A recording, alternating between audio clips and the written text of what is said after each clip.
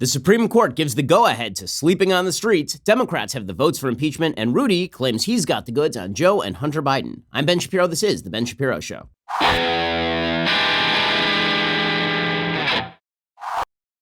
The Ben Shapiro Show is sponsored by ExpressVPN. Stand up for your digital rights. Visit expressvpn.com/Ben. We're going to get to everything impeachment related momentarily. As I've been saying now for weeks, this is all a foregone conclusion. Nothing really new is happening. This is all just a dog and pony show at this point, but there are some wrinkles to the dog and pony show. We'll bring those to you momentarily in a much bigger issue that will have more long-lasting ramifications for Americans than this impeachment debacle, because the impeachment is going to move forward. Democrats will impeach in the House, Republicans will acquit in the Senate, we'll move forward to 2020, and whoever wins will win, and whoever loses will lose. That's the way this is going to work. A far bigger issue is the fact that America's major cities are now collapsing in on themselves like dying stars. America's major cities are becoming worse and worse in terms of living standards for the people who live there. And that's not true for every city, but it's certainly true for cities like Los Angeles, where I live. I'm old enough to remember when Los Angeles, where I've lived nearly my entire life, with the exception of 3 years in Massachusetts when I was in law school, it has gone from a very livable, nice city, particularly in the suburbs, to an incredibly dirty city where there are insane amounts of litter, trash on the streets, open needles in suburban areas and near schools. You got homeless people on nearly every corner. There is not an embankment in Los Angeles that is not occupied by homeless people all over the city. And that is because major cities around the United States have refused to do what is necessary in arresting people and ensuring that they actually have a place to go with regard to not just housing, but in terms of mental illness, in terms of drug abuse. One of the obvious facts about homelessness in major cities is that it is largely driven by mental illness, severe mental illness, and drug abuse and alcohol abuse.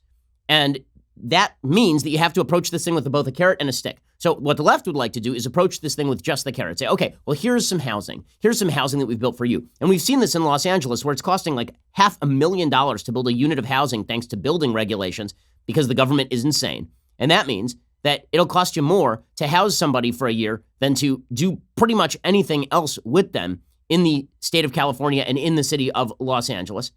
You've seen this approach taken also in Seattle, where they've set up what they literally have started to call drunk dorms, where there are no restrictions on who can live in these areas. And as it turns out, a lot of homeless people don't actually want to live under the same roof with a bunch of other homeless people who may, in fact, be violent alcoholics. So that's been a serious problem.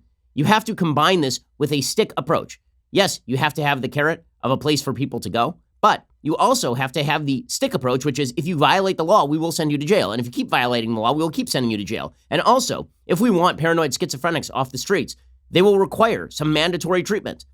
And that does not mean that you get to simply walk out of the treatment facility when you feel like you are cured and then go right back to the streets where you are not taking your proper medication. This comes as somebody who has, my grandfather was a schizophrenic. His life was saved by the fact that he was taking medication at a mental facility. He was actually put away in a mental facility for like a year, or 8 months, a year, and it saved his life. You have to have the legal ability to take people who cannot care for themselves and put them in a position where they receive the care that they need. And the whole point of severe mental illness is that you are unable to control yourself. The same thing is true of severe drug addiction. If you cannot arrest people for living on the street and then put them in mandatory drug rehab, it's going to be very difficult to ever move them off the street. And the housing-only approach has failed pretty much everywhere that it's tried. The only place where it supposedly succeeded was Salt Lake City, and that turned into such a money pit that Salt Lake City had to cut its own expenditures on housing. Also, it happens that Salt Lake City is supported in huge amounts by the social fabric of the Mormon Church, which is there to provide all sorts of social support for people who are homeless, provides all sorts of services there. Those sorts of services don't exist in major cities around the country. And when government does provide those sorts of social services, it actually acts as a magnet for homelessness. And in fact, even in Salt Lake City, after a 91% decrease in homelessness over a decade, they saw for 2 straight years, each year, a doubling of the homeless population after it became widely publicized that they were giving away all sorts of goodies to homeless people, because as it turns out, that is an incentive structure. Well, part of the issue here part of the solution has to be the threat of law enforcement taking your stuff, arresting you, putting you into mandatory drug rehabilitation, placing you into a mental health facility where you receive mandatory drugs that will help care for your severe mental illness. All of these things need to be on the table. None of them are on the table. And now the Supreme Court has turned down the appeal of an insane Ninth Circuit Court of Appeals ruling that suggests that it is a violation of the Eighth Amendment of the United States Constitution to fine people for living out in public on the streets. Really, this is what the Ninth Circuit Court of Appeal found. The Ninth Circuit Court of Appeals a few months ago found that it was a violation of the cruel and unusual punishment clause of the Constitution of the United States to give people a $25 ticket for living on a sidewalk, which is pure insanity. By the way, you want to destroy a city, this is the way you do it. Not just because the living conditions go down, but also because you destroy the ability of businesses to do business. In the city of Los Angeles, I have many, many friends who are police officers in the city of Los Angeles, and one of their big problems is that a business owner will call them up and say, I've got a homeless person who is sitting on my stoop and peeing right in front of the business, and my customers can't get in. And the police officers will say, well, is the person trying to break in? And I'll say, no. So, well, we can't do anything about that. They're just living right there. There's nothing they can do about that because the city of Los Angeles has decided to go along with all of this nonsense. This has some predictable effects in terms of how cities are run and how dirty they are. We'll get to that in just 1 second. First, let's talk about the fact that rights in America are the basis of our Constitution, and protection of rights is the basis of our Constitution. And yes, we relied on a limited government to protect our rights, but the final repository of your rights is in you. It's in the people. And that is particularly true for the right to self-defense. This is why I'm a big believer in the Second Amendment. And so are the folks over at USCCA. Listen up, because this is your last chance to win $1,000 from my friends at the USCCA. After this offer is gone. Right now, the USCCA is giving away $1,000 to 19 lucky winners this holiday season just for texting in. You text the word WIN, that's WIN, to 87222, and you can claim your free chances to get $1,000. It's really that simple, but you need to hurry because this is the last giveaway the USCCA is offering this year. It ends this Friday, December 20th. Don't miss your chance to get $1,000 from the USCCA. Text WIN to 87222. It's important that Second Amendment supporters practice their support of the Second Amendment by being responsible gun owners. The USCCA believes that. They provide you all sorts of educational and legal resources. The USCCA is proud to provide life-saving education, training, and legal protection to over 300,000 law-abiding Americans every year. You should join up too. Text WIN to 87222 for your final chance to win $1,000, 100% secure. It takes only seconds. Text WIN, the word WIN, W-I-N, to 87222. WIN to 87222. So now the Supreme Court has ruled, again, that you have a right to sleep on the streets. They did so not by ruling that outright, but by refusing to overrule this Ninth Circuit Court of Appeals ruling. Now, this has some predictable effects. So, for example, in San Francisco, this picture was going around yesterday. It is a picture of a homeless man who was being described by other people this is taken by a journalist. The journalist said that this person was clearly a drug addict. This person literally went into a supermarket in San Francisco and proceeded to defecate on the floor. The good news is that they found the toilet paper aisle, so at least they have the toilet paper to deal with it. The bad news is there was an open bathroom with no one occupying it in the same store, and this person just decided to go poop right on the floor of the supermarket. And this has become San Francisco. We had a colleague, Cassie Dillon. She went over to San Francisco and took videotape of all of the street corners in San Francisco, and San Francisco has become a feces fest. The entire city has turned into a trash heap. It's one of the most beautiful cities in America. The same thing has happened in Seattle, where a gem of a city. I used to do a local show up in Seattle. A gem of a city has been turned into a homeless encampment, and the past several mayors have refused to do anything about it, citing the right to live on the streets. Well, I shouldn't say they're doing nothing about it. Over in Seattle, Seattle's homeless agency actually hired a transgender performer named Beyonce Black St. James to their all-home conference in South Seattle for a group of homeless advocates. This person is a transgender stripper, which is a look. And they spent money on this to fight homelessness. Homelessness cured, guys. They fixed homelessness. All it took was finding a man who believes that he is a woman who's had some surgeries to prove it. All it takes is a transgender female stripper parading around and twerking at a homeless conference on taxpayer dime to fix this thing. Oh God, no. We cut this tape so that you didn't actually have to. Oh, no. Okay, we're going to not do that, guys. Okay, let's just stop it and let's get that off the screen because no one. Oh, no. Stop it. Stop it. Stop. Enough. No. You don't want. Do not subject the American people to that. Well, the good news is the American people paid for that. The Seattle taxpayers paid for that, according to our friend Jason Rantz over at KTTH. Seattle's homelessness crisis shows no signs of subsiding. Meanwhile, an agency tasked with tackling the issue spent taxpayer dollars on a strip show. Transgender performer Beyonce Black St. James stripped at the All Home Conference in South Seattle for a group of homeless advocates. All Home is the King County agency that coordinates services for the homeless. The conference theme was decolonizing our collective work. What does that mean? Decolonizing our collective work? Is your collective work colonized? By what? Like strep? Like what?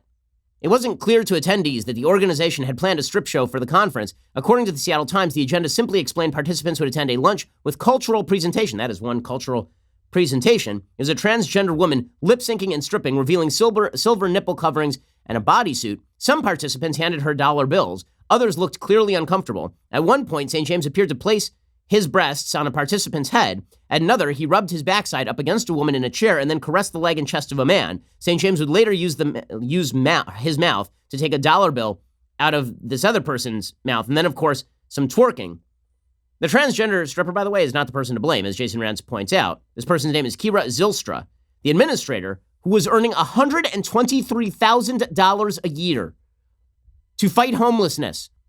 Yes, public service pays well. The person ended up resigning.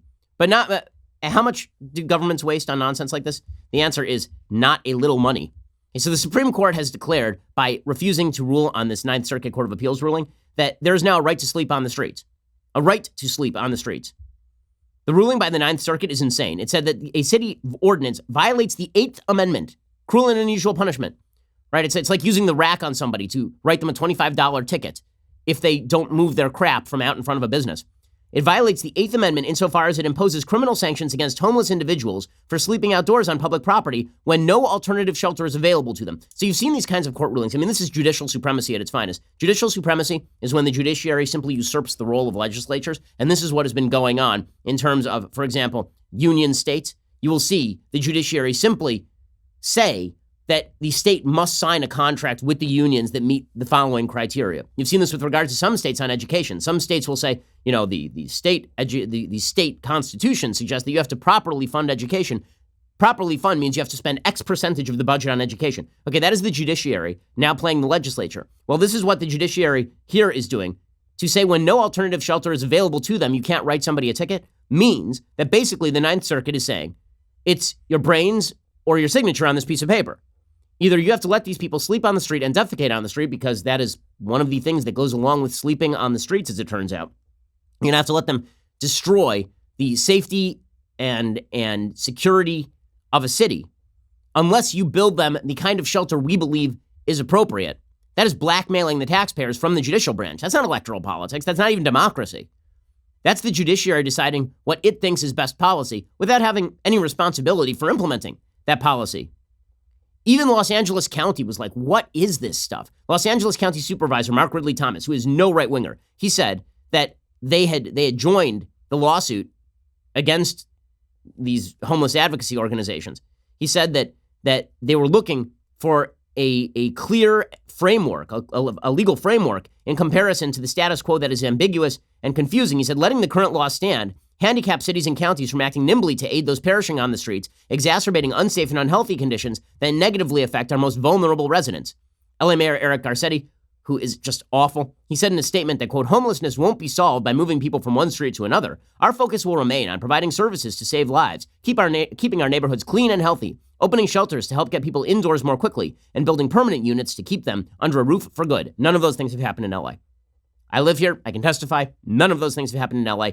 LA is one giant homeless encampment. There are over 60,000 homeless people living in the county of Los Angeles.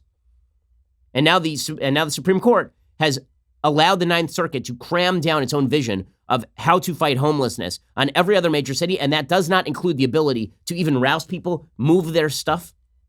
Okay, what this means is mass homelessness is going to continue to be the rule, not the exception, when it comes to America's major cities, thanks to the judiciary. Well done, everybody. Just excellent job making America's jewels unlivable. Okay, in just a second, we're going to get to the latest on Impeachment Gate 2019. First, let's talk about a fantastic gift for the holidays. How do I know this is a fantastic gift? Because let me tell you, my wife is basically a saint. I mean, she's married to me. Why would she stay married to you, you ask? Well, the answer, I get her really nice jewelry from the Pearl Source. The Pearl Source. Okay, Christmas and Hanukkah are next week, but here is the thing. It is not too late. The Pearl Source offers free 2-day shipping on every order. Everything comes beautifully packaged in an elegant jewelry box, so it's ready to be given as a gift. You'll receive those beautiful pearls in time for the holidays. My wife has a beautiful pearl necklace from thepearlsource.com/Ben. She also has a pair of earrings that are just gorgeous. They're these kind of diamond dripping earrings into a giant pearl. It's just beautiful, beautiful stuff. All their jewelry is beautiful. And here's the thing. It's up to 70% off retail prices because they are skipping the traditional 5 times markup by skipping the middleman. And if you're not sure if she'll love the gift, don't worry. The Pearl Source comes with a no-hassle 60-day money-back guarantee. So that's risk-free. So you buy her a piece of jewelry, which I promise you she'll love. And she's like, no, I don't like that one. I like this other one. You can just go to the Pearl Source and you're good. Plus, with more than 20 years in the pearl business, over 5,000 5-star reviews, you can be sure you're shopping from a trusted retailer. By the way, you can also ensure you're shopping from a trusted retailer because I know these people. I'm very, very good friends with the people who run the Pearl Source, and I can tell you they are extraordinarily honest, great family folks. You're helping out a family business. It really is it's a spectacular business, and their product is beautiful, and it is going to last forever because it's beautiful, beautiful jewelry. For a limited time, listeners to my show take an additional 20% off your entire order. Go to thepearlsource.com/Ben. Enter promo code Ben at checkout for 20% off your entire order. If you want fine jewelry at the best prices online, go straight to the source, the Pearl Source. Again, that's thepearlsource.com/Ben. Enter promo code Ben at checkout. Okay, so meanwhile, on impeachment, this is the week. This is the week because Democrats are going to lay out the case for a Wednesday Trump impeachment vote, according to the Associated Press. So tomorrow, the historic day when Democrats declare impeachment, yeah. The reason, by the way, they're doing it on Wednesday is because Thursday is the next big Democratic presidential debate, and so they don't want to detract from attention on debate day. So they're going to do impeachment on Wednesday, and then the Democrats can spend the first half of the debate on Thursday talking about how much they hate President Trump. But don't worry, this isn't political at all. It's not political. It's just they love the Constitution so much. That's all. According to the AP, House Democrats laid out their impeachment case against President Trump on Monday, a sweeping report accusing him of betraying the nation and deserving to be ousted as key lawmakers began to signal where they stand ahead of this week's landmark votes. What Democrats once hoped would be a bipartisan act, only the third time in U.S. history the House will be voting to impeach a president, is now on track to be a starkly partisan roll call on Wednesday. No Republicans are breaking with the president. Almost all Democrats are expected to approve the charges against him. A raucous town hall Monday in the Detroit suburbs put on display the nation's wrenching debate over the unconventional president and the prospect of removing him from office. Freshman Democratic Representative Elisa Slotkin was both heckled and celebrated as she announced her support for impeachment. She said there's certainly a lot of controversy about this, but there just has to be a moment where you use the letter of the law for what it's intended. Because what was intended was definitely charging a president with no crimes and giving him very, very vague charges of abuse of power and one that makes no sense, obstruction of Congress, because again, there is no obstruction of Congress. Okay, obstruction of Congress has to be connected with obstruction of justice. It is not obstruction of Congress for the executive branch to refuse to comply with subpoenas and then appeal to the judicial branch to back them up. According to the 650-page report from the House Judiciary Committee, which I've read some of it, I got to tell you, it feels like that report feels like back when you were in middle school and your teacher was like, I need a 5-paragraph essay. And so one of your paragraphs, and it needs to be 450 words. And so your essay said things like, it was a very, very, very, very, very, very, very, very, very, very, very good time. Boom, 25 words, right? That's that report. There ain't enough there to support 650 pages of reading. The president betrayed the nation by abusing his high office to enlist a foreign power and corrupting democratic elections, says the 650-page report from the House Judiciary Committee. Trump has been tweeting, and he insisted he has done nothing wrong. He's also promoting Rudy Giuliani's investigation of Joe and Hunter Biden. He said of Rudy Giuliani, he knows what he is doing. Rudy Giuliani, for his part, is going around in media saying that he has uncovered money laundering in Ukraine. And if he's got the goods, now would be an excellent time to spill them. I mean, Rudy, like, any time now, dude. The people that he's quoting, by the way, in most of his reports are prosecutors who have been widely derided for their possible corruption and who appear to have conflicting motivations. So I don't take everything that Rudy Giuliani is saying at face value. I think there is reason to be suspicious of how Hunter Biden ended up in a position being paid $50,000 a month when he was competent to not hold a job. Like that is quite suspicious. And there's no question he was using daddy's name. The question is whether Joe knew about it or what Joe was doing about it. There's certainly the appearance of impropriety, but that doesn't mean that Joe Biden was actually facilitating this or getting people fired in order to back up his son or anything like that.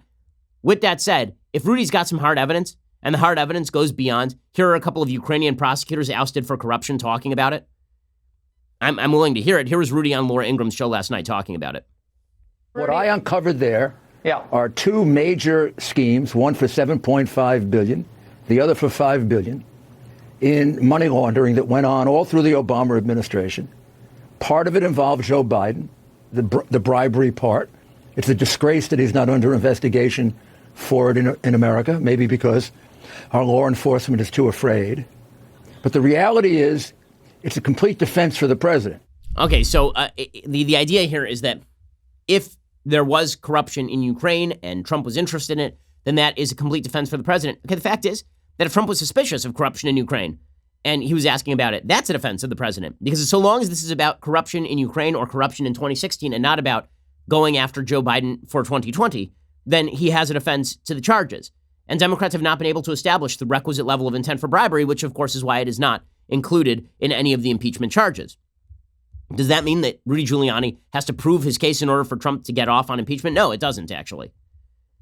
So the Democrats are going to move this thing forward. On Wednesday, their on-the-fence members are now backing impeachment because party loyalty is extraordinarily solid at this point in time for both Republicans and Democrats. You're not seeing any crossover votes at this point. It's going to hurt those Democrats in the swing districts far more than it hurts the Republicans. There are very few Republicans who are existing in blue districts at this point. Those blue districts, purple districts, have basically been wiped out for Republicans, unfortunately. That means there are a lot of Democrats that are sitting in Trump districts. A lot of them are going to lose their seats over this. According to the Wall Street Journal, more Democrats from competitive House districts said they will back the impeachment of President Trump, putting the effort on track to pass this week, despite some fears their position could put their seats at risk. Representative Joe Cunningham of South Carolina said he would support impeachment. He said, if I wanted to do what was easy politically, I would just vote no and move on. Well, actually, no, there is no easy answer for some of these Democrats existing in purple districts. Two Democrats have said they are opposed, including one, Representative Jeff Van Drew of New Jersey, who said he's actually going to switch parties. Representative Colin Peterson of Minnesota said he will vote against impeachment as well. Bottom line is, this thing in the end is not really going to go anywhere, and everybody knows it. Now, there was this sort of funny tete-a-tete between Chuck Schumer and a reporter yesterday. So Chuck Schumer appeared in front of the press, and he was explaining that he is very angry that the Senate procedures aren't going to be fulsome and allow the Democrats to explain their case. Well, they do control the House. They could have, Schumer saying Republicans should call all of these witnesses from the executive branch. Why won't Republicans do this? And a reporter says to him, your House colleagues were supposed to call those witnesses, so why didn't they? They could have just waited for the Judiciary to sound off on the subpoenas, and they could have called all these people, and Schumer has no good answer because there is no good answer. Those four witnesses that you called, some of the Republicans have suggested that it's not the Senate's job to get these witnesses. That was supposed to be done by the House Democrats. And the House Democrats decided not to go to court to get these witnesses. Should the Democrats in the House have pursued these witnesses? Well, I'm not going to second-guess the House. There is virtually no argument, no good argument, if you're interested in the facts, in not having these witnesses come forward now. And remember, the standard at a trial is different than the standard when a prosecutor, in this case the House Impeachment Authority, puts together a case. A trial is a place for witnesses. Oh, a trial is a place for witnesses as opposed to a House Judiciary Committee hearing, which is also a place for witnesses, and the House Intelligence Committee hearing, which was also a place for witnesses. He's got no good answer on this because the real answer, Democrats know they're not going to get what they want from these witnesses, and now we're all going to pretend, and the media are going to pretend that because Mitch McConnell won't call Mick Mulvaney, that's the real reason why this impeachment effort isn't moving forward. Sure. By the way, are these impeachment moves actually hurting Trump? The national political polls do not suggest such a thing. There's a new Suffolk University USA Today poll. It is out today. Here's what it finds. And these are general election numbers now. General election numbers. I'm going to give you those general election numbers in just 1 second. This stuff is not helping the Democrats. I'll get to it in just a moment. First, let me tell you how much I love steak. Steak is spectacular. Steak is fantastic. I love steak. It is wonderful. And did I not keep kosher? There is one deal I'd be taking advantage of this holiday season, and that is a deal from Omaha Steaks. I'm talking about their favorite gift package. And this thing is so good, it makes me seriously consider kashrut. The favorite gift package from omahasteaks.com. You enter the code Shapiro in the search bar and you can order it. It's the gift all your friends and family will love for just $69.99. Here's what you get. 4 6-ounce bacon-wrapped filet mignons, 4 premium pork chops, 4 Omaha Steaks burgers, 4 potatoes au gratin, 4 caramel apple tartlets, an Omaha Steaks signature seasoning packet, plus, just for my listeners, a free 6-piece cutlery set and cutting boards. You get all those things for $69.99. And how great would that be to get for Christmas? Omaha steaks are the most tender, the most flavorful. Only you can get steaks of this quality from Omaha Steaks, America's original butcher. Again, you get that favorite gift package. Here's how you do it. You go to omahasteaks.com, you type Shapiro in the search bar and get that favorite gift package, plus the free 6-piece cutlery set and cutting board, just $69.99. Basically, you're sending a friend Christmas dinner, like the whole thing. And also much more than that, because that's a lot of food, plus the knives. I mean, that's an awesome deal. omahasteaks.com, type Shapiro in the search bar. That is a gift that everybody is going to love. Okay, so here is what the national polls are now saying. This is very bad for Democrats. This is bad news for Democrats.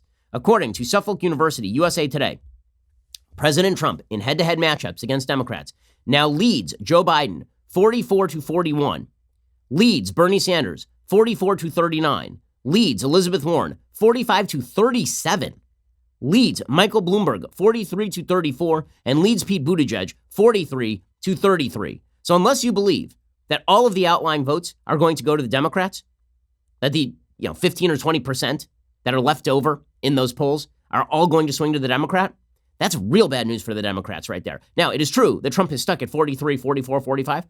He was for the entirety of the 2016 election, too, and he ended up at 46.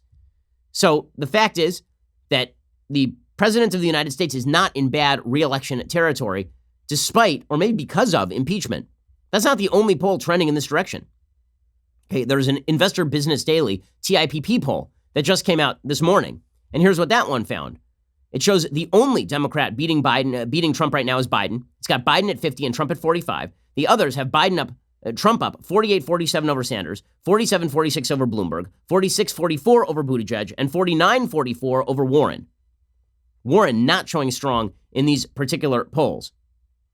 According to that poll, the IBD-TIPP poll, that's a 5-point shift toward Trump versus Biden in the last month, a 13-point shift towards Trump versus Warren in the last month, and an 8-point shift towards Trump versus Sanders. These are horrible numbers for the Democrats. And part of that is everybody's irritation with this impeachment stuff. Part of this is the fact that the economy is going well. Part of this is the fact that Trump has made some moves to solidify his reelection here. He's moving to get the China trade issue off the table. He is moving to get NAFTA 2.0 off the table. He is signing huge budget-busting numbered budgets, but at least he's getting it off the table. Or he's doing a lot of the things that would be necessary in order to win re-election. He looks a lot stronger today than he did even 6 months ago. This impeachment effort is not going well for the Democrats, and the Democrats are starting to realize it. Shadi Hamid is a senior fellow at Brookings Institution. He has a piece today called "Impeachment Could End Badly." He says, "I don't have the courage of my conviction. President Donald Trump deserves to be impeached for trying to pressure Ukraine to investigate his political opponents. With every week he says or does something worse than what he already said or did, but to say Trump deserves impeachment is different from saying that impeachment is good for the country. In fact, it might turn out quite badly. Most of the people whom I like to trust or believe rather strongly, that President Trump has done, what Trump has done rises to a crime. For them, the analysis of whether Trump should be impeached can't help but be informed by their view that Trump represents an existential threat to the country. Yet, if you do believe, as I do, that Trump is bad, but also that his badness falls somewhat short of an existential threat, then impeachment, however justified in theory, becomes less straightforward. The process does not unfold in a political vacuum. Democrats should not let the certainty of their legal reasoning push them toward impeachment without regard for its real-world consequences, which are uncertain and could prove costly. Now, even this narrative is suggestive of the idea that Democrats are just pursuing Trump for impeachment because they feel the constitutional necessity to do so, that there was no political calculation that went into it. No, what happened here is that Nancy Pelosi made a political calculation a few months back. Her political calculation was quite simple. It was, what are the costs and what are the benefits of impeaching Trump? The costs of impeaching Trump would be maybe some blowback, but most people don't like Trump. The benefits of impeaching Trump, if more evidence came forward, would be that he is made more unpopular, drives him down for 2020, or it ousts him completely, finishing Republican hopes for 2020. That was her calculation. But there's one problem with her calculation, and that is the American people really, really are not into this impeachment charade. And there has been a backlash to it, that it appears to be political, and that Trump has mobilized his forces pretty well here to defend himself. The fact is that this is backlashing on the Democrats. It is bad news for the Democrats. And so they are relegated to relying on their base, which is not where they wanted to be in an impeachment move. They are relegated to relying on the strong blue sentiments of people like Michelle Goldberg, the opinion columnist for the New York Times, who has a piece today titled "On Tuesday, March for Impeachment." The anti-Trump majority needs to make itself seen. Yes, I'm sure a march will do it. I am sure that a big march, like the Women's March, that'll probably, or maybe the March for Our Lives, like big marches on hot button political issues have definitely achieved what they sought to achieve in precisely 0% of cases over the last 10, 15 years. I'm sure that's going to go really, really well for you. She says demonstrations aren't just about pressuring Republicans. Despite cable and social media, local TV news is still many people's primary news source. Because there are going to be demonstrations everywhere, there are 8 planned for Montana alone, local TV will likely cover them. And therefore, there's going to be an upsurge in impeachment-heavy opinion. Yeah, sure. I am sure. In just a second, we'll get to the other PR efforts by the pro-impeachment forces in just 1 second. They are not good. And they're not good because I think everybody understands the underlying animus that so many people hold for Trump and for Trump supporters, because that really, not even just Trump supporters, conservatives generally. What the media do not understand is that every poll on Trump is not actually a poll on Trump. It is a poll on what people think the media think of them. Every poll about whether you like Trump or not is not a poll of whether you like Trump. When you ask a conservative or a Republican, do you like Trump? And you get a call from one of these pollsters, most Republicans are thinking, do I like you? It's a poll on the pollsters. They don't trust you. They don't trust the left to make these decisions. There is no solid unity that suggests that people you disagree with are acting in the name of the Constitution, because nobody actually believes that. I'll show you in just 1 second. First, let's talk about the watch you're wearing. So I'm a watch guy, okay? I love watches. I'm very into watches. I've got some really nice, expensive watches. And then I've got watches that don't break the bank, but are spectacularly good looking. Like, for their price point, they're just unbelievable. And here I'm talking about Vincero watches. Okay, this watch right here, this beautiful, look at this chronograph. This is a really nice chronograph. And I'm saying the mechanism is really great. It moves beautifully. Okay, this Vincero watch, which is really nice, is certainly not going to cost you a fortune. A really, luxury watch will cost you thousands and thousands of dollars. You can get a really nice, great-looking watch for hundreds of dollars instead at Vincero. They make modern watches that look good, last a lifetime, and don't cost a fortune. Vincero was nice enough to send me and my wife some of their watches. They're fantastic quality. Again, these are great watches. I would not have expected this nice of a watch at this price point. Please head on over to VinceroWatches.com/Shapiro and see my favorite picks. My wife loves her Vincero watch. I also got some I went out and I actually got some for my sister for her birthday. My mom has a Vincero watch now. They are just terrific watches. Don't forget to use code Shapiro at checkout for 15% off your entire order. Also, you can engrave the back of the watch so you can actually make it a commemorative edition. Facts don't care about your feelings watch. Or, you're commemorating some date with your family. You can actually just engrave the back of it. It really is a cool feature. Vincero believes watches can do more than tell time. They tell the world what you're all about. They've got sporty watches. They've got nice looking evening watches. They got automatics. They've got quartz. They've got all sorts of great stuff. This deal is fantastic. Go to VinceroWatches.com/Shapiro. That's VINCERO watches.com/Shapiro. VinceroWatches.com/Shapiro. Use code Shapiro to get 15% off. VinceroWatches.com, VINCERO watches.com/Shapiro, and use that promo code Shapiro, 15% off. Okay, more on why this thing is not going well for Democrats and why the country is too polarized for any impeachment effort, really, to go particularly well for the Democrats. But first, exciting news, gang. We are now hiring. As one of the biggest companies in conservative media, Daily Wire is growing fast, looking for talented people to join our team. Go check out open positions over at dailywire.com/careers. Apply today. Applicants must be LA-based or willing to relocate. If you're looking for an awesome company culture full of amazing people to work with, well, I'll pretend this is the place to be. If you'd like to be featured in a ZipRecruiter ad, this is definitely the place to be. That's dailywire.com/careers. Go apply now and join us. Also, we have the perfect gift for you to give this holiday season. It is the gift of a Daily Wire membership. From now until January 1st, all Insider Plus gift memberships will be 25% off. That means your loved one will get all the fantastic perks plus the majestic leftist tears tumbler, and you will receive the savings. If you're not already a subscriber, you're really missing out. Head on over to dailywire.com and subscribe. Again, that is 25% off all Insider Plus gift memberships this holiday season. Give them a gift they will thank you for all year long. Head on over to dailywire.com/gift and get that 25% off. Again, that's dailywire.com/gift to get 25% off. Do not wait. Stop depriving yourself. Come join the fun. We are the largest, fastest growing conservative podcast and radio show in the nation.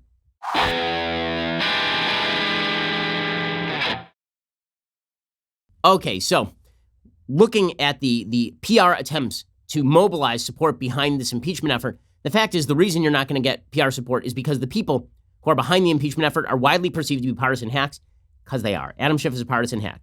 Jerry Nadler is a partisan hack. And the people in the media who are pushing this thing, appear to be partisan hacks. That's why moments that are seemingly unrelated to impeachment actually do have an impact on how people think about this stuff. So, for example, on The View yesterday. Now remember, Barack Obama said just yesterday that if women ran everything in politics, then the world would be a nicer, better place. The View stands as a ringing endorsement of the opposite idea. Because, let me tell you, that place, it ain't good for the case that ladies running the world is going to go fantastic. That just because of their X chromosomes, things are going to go really, really great. So Meghan McCain, who is not a Trumpster, okay, go and look at our Sunday special. I interviewed Meghan for an hour. She and I are friends. She is not a fan of Trump at all. I mean, and honestly, like, I get it. Trump has spent half his career ripping the crap out of John McCain, even after his death.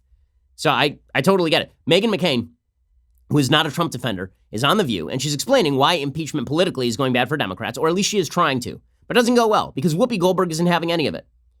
It is moments like this that make people go, you know what, Trump forever. Meghan doesn't even support Trump. Okay, but it makes people go Trump forever. Why? As a giant pulsating middle finger to people like Whoopi Goldberg. Because watch how Whoopi Goldberg treats Meghan McCain here. Look at the sisterhood. And we keep hearing about female solidarity. Yeah, man. The sisterhood. And Whoopi Goldberg treats Meghan McCain like trash here. She really does. She treats her like garbage.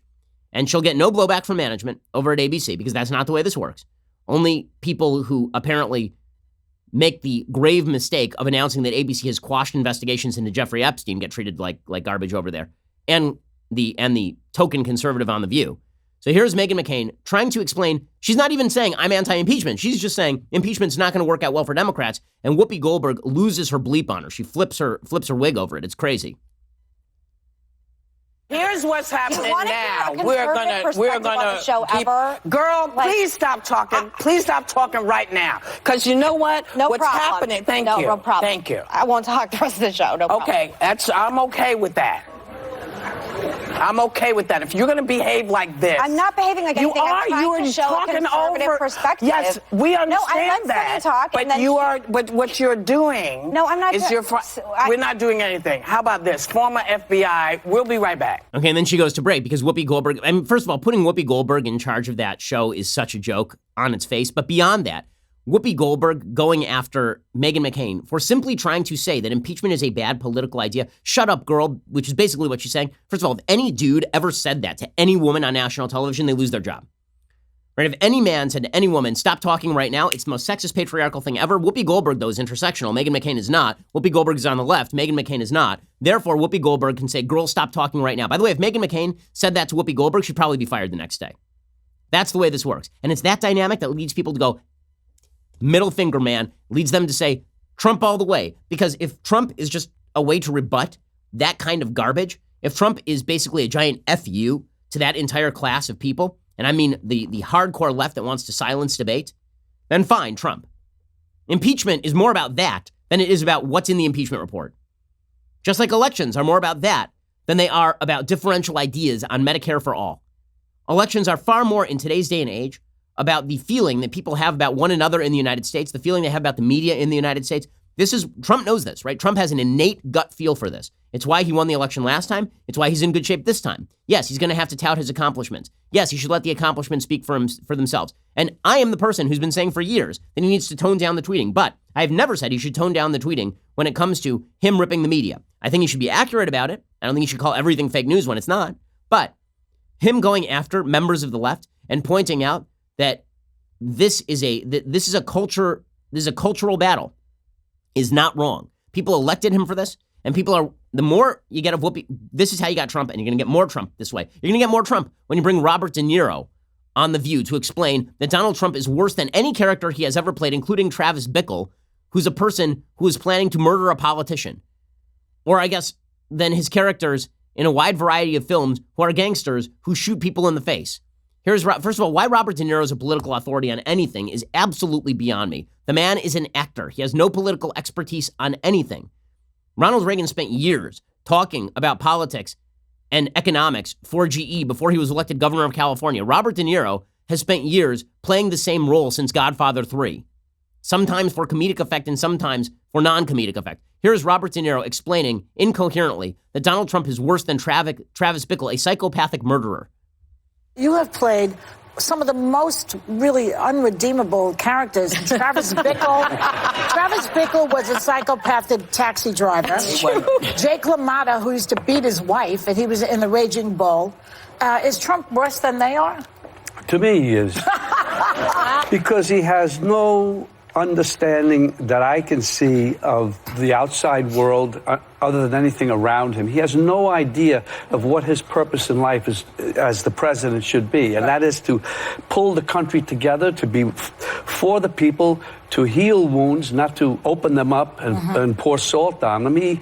He's I always say he's a lowlife. Our moral leader, Robert De Niro. And then Robert De Niro, in an attempt to really heal the nation and close those wounds, he says that if his family, meaning like Ivanka and Jared and Eric and Donald Trump Jr., if his family were like the Trump family, he would disown them. This is him healing the wounds of the nation. Robert De Niro, perfect example of a man healing the wounds of the nation.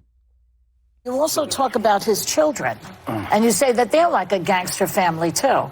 I don't want my kids to take this the wrong way, but if my kids did what these kids did, I wouldn't want to be related to them. I would disown them. Yeah. I'd have a serious talk with them. First of all, it's an impossibility. My kids are not like that, of course. But if I disagreed with them on things of principle, I'd say, and they felt it, and we do now. So even about this. I would disown, what a nice guy Robert De Niro is. What a moral authority. And this is why. When Donald Trump tweets about Nancy Pelosi's teeth, we're all like, okay, whatever. Honestly, whatever. Nancy Pelosi has said that Donald Trump isn't a real man. Nancy Pelosi said stuff about Trump, too. Like, can we all stop with the everything was civil until Trump got here? Because it wasn't. Folks on the left were doing this kind of crap to Mitt Romney.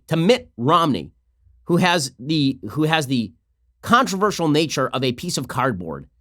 Mitt Romney, the wet spaghetti of human beings. They went after Mitt Romney and characterized him as polarizing and divisive, and they did the same thing to John McCain. It was years of that led to Trump. And so now you're like, okay, we want to impeach Trump. Yeah, I definitely believe that it's not motivated by animus. And then watching the high dudgeon of people like Chris Cuomo. Why won't Republicans call Trump out over his words about Pelosi's teeth? Chris Cuomo.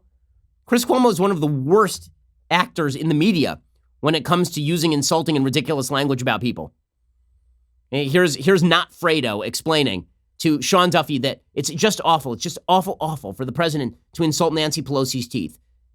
Everybody who's in the center of the country, let's be real. Everybody in the center of the country doesn't care. I mean, independents, they don't deeply care about Donald Trump insulting Nancy Pelosi's teeth. In fact, they probably think that it's kind of funny because it is kind of funny because it rips the mask off the political, we're all best friends routine.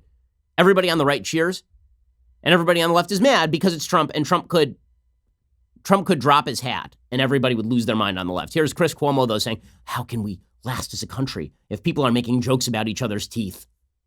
The president is the biggest man in the room. The biggest man in the room does not behave like the people who are coming at him, right? You ever hear the expression, the lion is not concerned by the complaints of the sheep? The second thing is, Sean, you guys will say, well, we don't like everything he says. No, you never say that you don't like what he says. None of you will say he should not have said that about Nancy Pelosi. It was an ugly remark that is beneath the presidency. None of you have said it. But, Chris, I think what you don't recognize is the fact that many Republicans feel like this is a one-sided conversation. And, frankly, the media and Democrats are the lion. And they're going after the president nonstop. He hasn't had one break. So why don't you say Nancy Pelosi's teeth are falling out?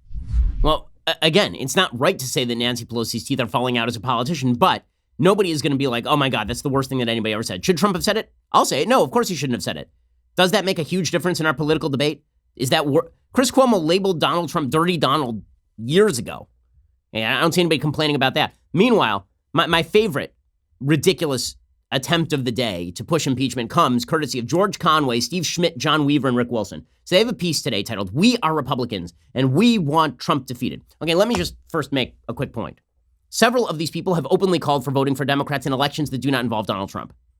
Hey, John Weaver, there's an article from 2015 about John Weaver, who is this political activist. He's a political consultant. Weaver actually advised Democratic candidate John Kerry in 2004. Now, as far as I'm aware, George W. Bush is not named Donald Trump, nor is he related to Donald Trump, nor does he even like Donald Trump. That did not stop John Weaver from attempting to reach out to John Kerry. Also, he worked with John Kasich, but not until after he had actually urged, wait for it, Donald Trump to run for president of the United States. According to this Politico article from 2015, Weaver reached out to Trump to congratulate him on a Washington Post story announcing he might run. And then he encouraged Trump to run, beginning what he and another person close to Trump saw as Weaver's backstage courtship. So Weaver, one of the authors of this piece, has both backed Democrats in the past and also urged Trump to run. Then you've got Rick Wilson. Rick Wilson told Hill TV co-host Crystal Ball back before the 2018 elections that conservatives should think about voting for Democrats. He says that it might be worth having Democrats in Congress because you don't want the Democratic Party to simply back President Trump. He said, quote, I think conservatives have to make a case-by-case choice. There are actually some Democrat candidates out there who functionally now are to the right on economics of their Republican counterpart. It's astounding. Yeah, I'd like to hear about those Democratic candidates. And then there is Steve Schmidt, who's one of the other authors on this article. Steve Schmidt announced that he would start voting for Democrats as of June 2018. He said, 29 years and 9 months ago, I registered to vote and become a member of the Republican Party. Today, I renounce my membership in the Republican Party. It is fully the party of Trump. He says the GOP is corrupt, indecent, and immoral. With the exception of a few governors like Baker, Hogan, and Kasich, which are all the moderate Republican governors, he doesn't mention DeSantis or Abbott, it is filled with feckless cowards. And then he suggested that he was going to vote for Democrats basically from here on out. He says that the GOP is a danger to our democracy and values. He says he is calling on people to reject Trump and his quote-unquote vile enablers in the 2018 election by electing Democratic majorities. Well, now they have a piece today, these people, and George Conway, of course, who has spent the last several years ripping on his wife's boss and insulting his wife, apparently, in public media. They have a piece today published by the New York Times called We Are Republicans and We Want Trump Defeated. Well, I noticed that there were no Republicans named Trump on the 2018 ballot. I noticed that. I also noticed that some of these people, again, have a history of actually rallying to Democrats when Trump was not on the ballot, like before Trump was in office. But they say, no, it is incumbent on everyone to oppose Trump. By what? Supporting Elizabeth Warren or Bernie Sanders? There's no serious Republican primary threat, nor would there be. Donald Trump has 90% approval rating inside the Republican Party, in large part because of the media, in large part because even people who don't particularly like Trump personally feel like he is mostly punching the right targets, and they are mostly punching him. They feel like referenda on Trump are actually referenda on them. Trump has done a good job of stapling himself to the conservative movement and to Republicans and saying, listen, what they think of me is what they think of you. And most conservatives basically agree with that because we understand that what they think of Trump may be more based on the reality of who Trump is, but what they think of us is not. And what they think of conservatives is the same thing as what they think of Trump. And it does, and then they claim that it's all about Trump. It isn't all about Trump. I'm promising you, Whoopi Goldberg has the same level of disdain for Meghan McCain she has for Trump. The exact same level of disdain. And Meghan McCain didn't vote for Trump. She's not going to vote for Trump. She'd probably back Biden over Trump. Whoopi Goldberg has the same amount of disdain for Meghan McCain as she has for Trump. Most conservatives know this. Most conservatives know. Most Republicans know that the media have the same level of disdain and hatred for them that they have for Trump, which means that when they say, oh, it's really just about Trump, and if you guys would just abandon Trump, then we would definitely treat you as nice human beings. We'd grant you the strange new respect. Yeah, bullcrap. Bullcrap. And so when I hear this group of lobbyists, Rick Wilson, Steve Schmidt, John Weaver, George Conway, talk about the Lincoln Project, an effort to highlight our country's story and values and its people's sacrifices and obligations, an effort to transcend partisanship, dedicated to nothing less than the preservation of our principles. They say over the next 11 months, our efforts will be dedicated to defeating President Trump and Trumpism at the ballot box and to elect those patriots who will hold the line, which I assume means voting for Democrats. Now, you're going to have to explain how making Elizabeth Warren president of the United States heals our national divide, how making Bernie Sanders president heals our national divide, or yes, even how electing Joe Biden president is going to heal our national divide, because I'm missing it. I'm missing it. I also love the Washington Post pushing a letter from 700 scholars urging the House to impeach Trump. Well, since none of them are elected officials, I honestly, I'd rather have the opinions, as William F. Buckley once said, of 700 people from the LA phone book than I would 700 historians, legal scholars, and others in their open letter. Like, who cares what they have to say? Seriously. Like, their opinion, they're entitled to it. I'm not sure why it has any more legitimacy than anybody else's opinion. They're just voters like everybody else. Okay, time for a quick thing that I like, and then we'll get to a thing that I hate. So, things that I like today. There is a really interesting piece in The Atlantic called The Miseducation of the American Boy. Why boys crack up at rape jokes, think having a girlfriend is quote-unquote gay, and still can't cry, and why we need to give them new and better models of masculinity. The story is by Peggy Orenstein, and it points out that we are living in an era where men have lost male role models, that what it means to be a gentleman has been lost completely. Now, she gets the diagnosis completely wrong. She suggests that it's because men have been abandoned economically. She suggests that it is because men have reacted to the rise of feminism poorly. That's not really what happened here. You want to know what happened to the traditional American male? What happened to the traditional American male is that there are not enough fathers in the home to actually teach traditional masculinity. Not just because boys need male role models, but also because in order to be a male role model requires you to be a responsible human being who treats your spouse well, for example. And that has happened in large part because the government has played the role of father, and it has also happened because of the collapse of religious observance in the United States. The kind of gentlemanliness that Peggy Orenstein sets out as a model used to be promulgated by church. It used to be promulgated by synagogues. It used to be promulgated by social institutions that were vital to American life. Those have disappeared. And so it's no surprise that boys are filling that gap with their sort of most root instincts. Boys are aggressive.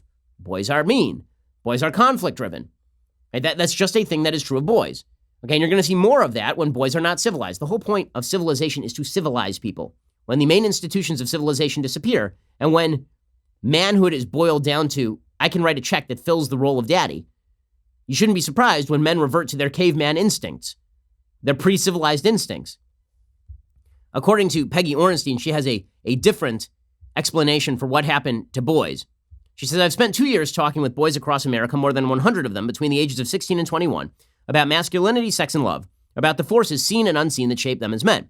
Though I spoke with boys of all races and ethnicities, I stuck to those who were in college or college-bound because, like it or not, they're the ones most likely to set cultural norms. Nearly every guy I interviewed held relatively egalitarian views about girls, at least their role in the public sphere.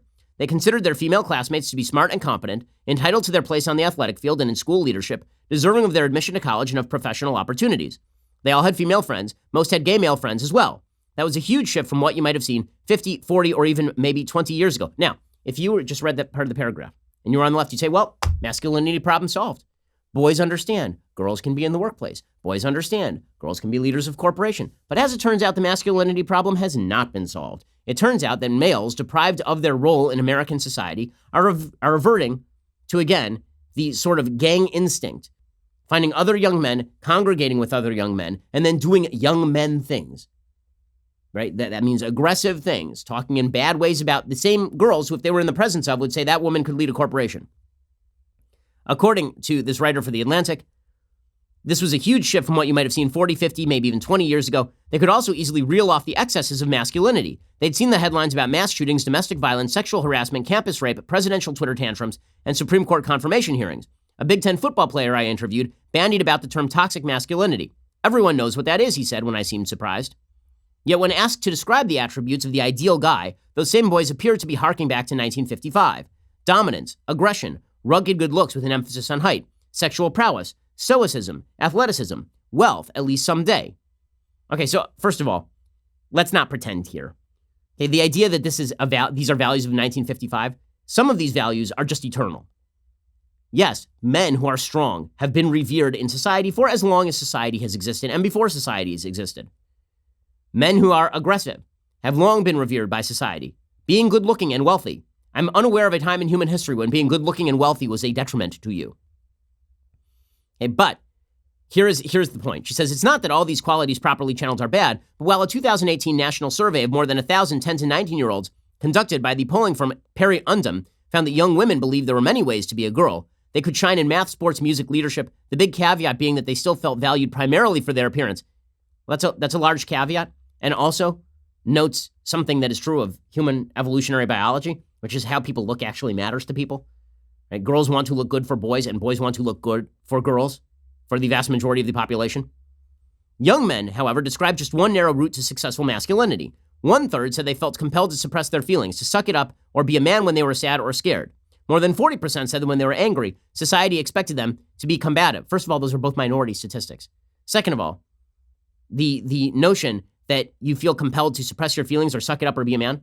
What is wrong with the idea that you ought to be a man in trying circumstances?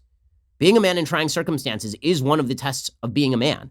Right? Manhood does mean sucking it up when things get rough. That doesn't mean you can't express your feelings to immediate family. It doesn't mean you can't feel those things. It does mean that being a man means duty, and it does mean responsibility. In another survey, which compared young men from the US, the UK, and Mexico, Americans reported more social pressure to be ever ready for sex and to get with as many women as possible. They also acknowledged more stigma against homosexuality, and they received more messages they should control their female partners, as in, men deserve to know the whereabouts of their girlfriends or wives at all times.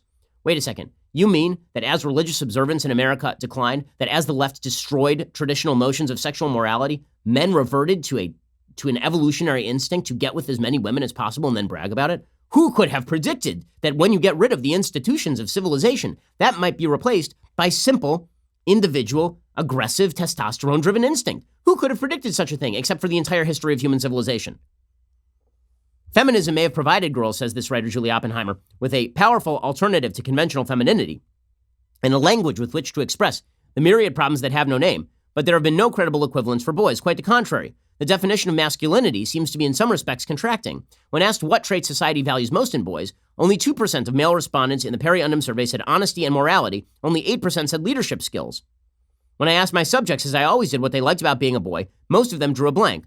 Mused Josh, a college sophomore at Washington State. That's interesting. I never really thought about that.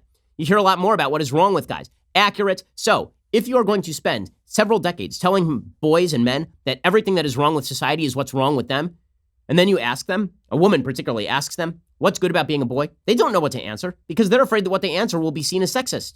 If a boy said, you know what I like about being a boy? That I'm expected to be in a leadership role. Be like, what women don't have leadership roles too?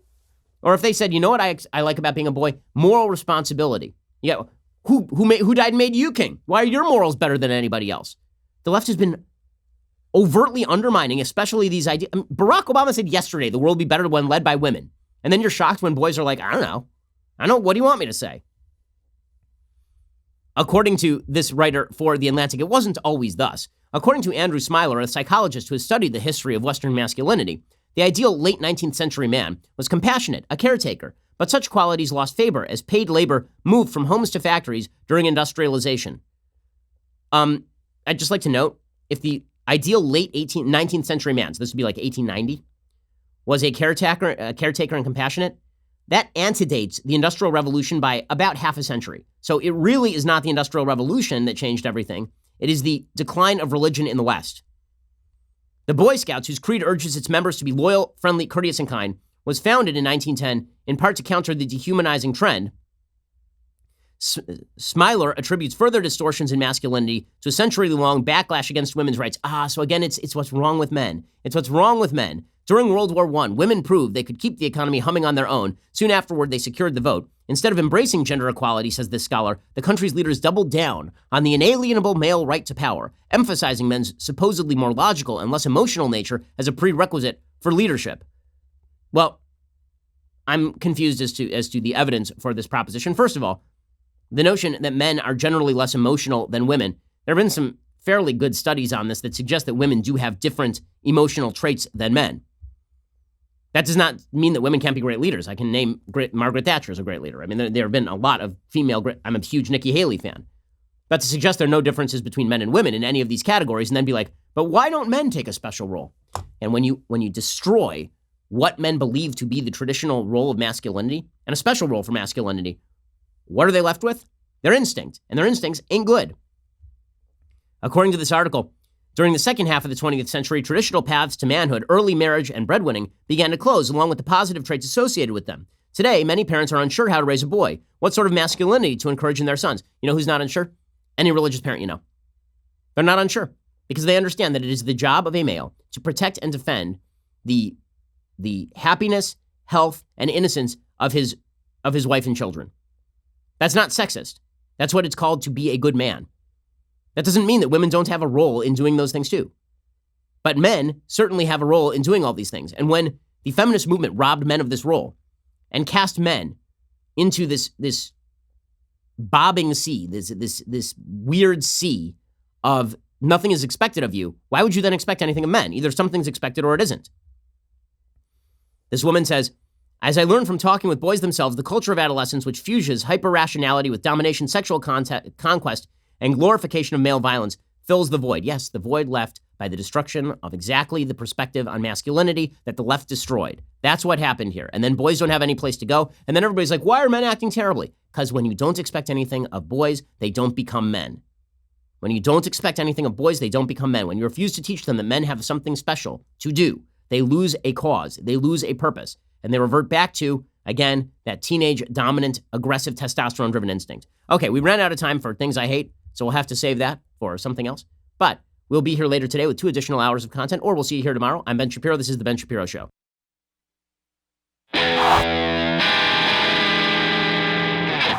The Ben Shapiro Show is produced by Rebecca Dobkowitz, directed by Mike Joyner, executive producer Jeremy Boring, senior producer Jonathan Hay, supervising producers Mathis Glover and Robert Sterling, technical producer Austin Stevens, associate producer Colton Haas, assistant director Pavel Wydowski, edited by Adam Sayevitz. Audio is mixed by Mike Coromina. Hair and makeup is by Jesua Olvera. Production assistant Nick Sheehan. The Ben Shapiro Show is a Daily Wire production. Copyright Daily Wire 2019. Barack Obama is convinced that women are better than men. At an event in Singapore, he declared women are indisputably better than men, and everything would be much better if women were in charge. Meanwhile, in Washington, Congresswoman Alexandria Ocasio-Cortez complained that she couldn't figure out how to enroll in any of the 66 taxpayer-subsidized health insurance plans that she's eligible for. We will examine how little Barack Obama understands. Check it out on The Michael Knowles Show.